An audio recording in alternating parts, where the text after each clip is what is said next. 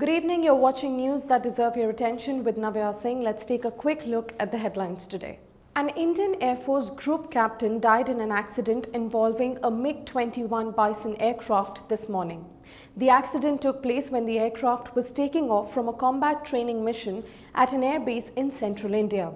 A court of inquiry has been ordered to determine the cause of the accident. The Indian Air Force has expressed deep condolences to the family members of the deceased.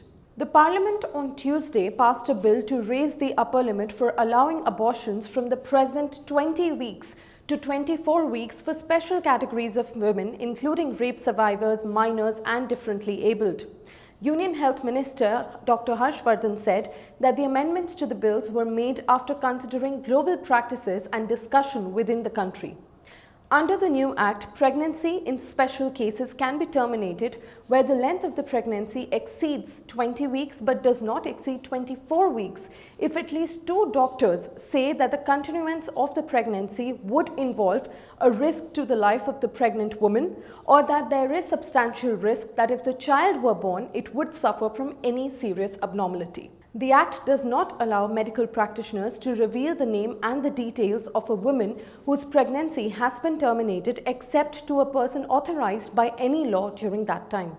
In another major news, Uttarakhand Chief Minister Tirath Singh Rawat made some controversial remarks on women wearing ripped jeans and how he feels that such women cannot provide the right environment at home for their children. The Chief Minister made the comments on Tuesday at a workshop organized by the Uttarakhand State Commission for Protection of Child Rights in Dehradun. He said he was shocked to see a woman running an NGO in ripped jeans and was concerned about the example that she was setting for the society. He also expressed his disappointment on the fact that the West followed India's yoga and covering their body, while we Indians are towards nudity. In a landmark verdict, a district court in Japan on Wednesday said that the country's failure to recognize same-sex marriage was unconstitutional. More than 12 couples have filed lawsuits in district courts across Japan in 2019 seeking the recognition of same-sex marriage. The LGBTQ community in Japan has welcomed the court's ruling.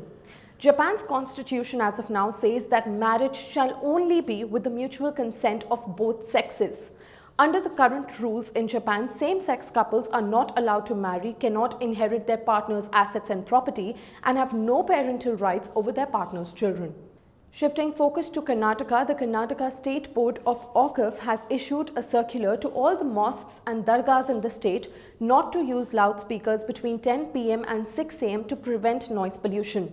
The areas comprising not less than 100 meters around hospitals, educational institutions and courts are declared as silent zones. As per the order, any violation will be liable for a penalty.